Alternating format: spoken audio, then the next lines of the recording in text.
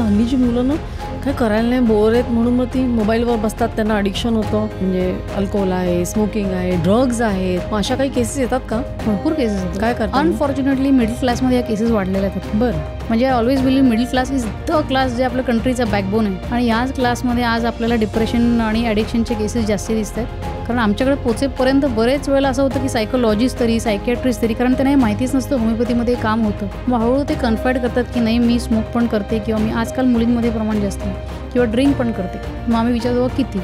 जेव्हा ते निकोटीन घेत नाही तेव्हा तिला जो सिम्पटम येतो तोही दुसऱ्या पेशंटपासून वेगळा आहे. कारण काहींना मळमळतं, काहींना चक्कर येते, काहींना डोकं दुखतं. मग I will find a medicine जिकडे ॲपेटाईट लो आहे आणि व्हॉमिटिंग आहे.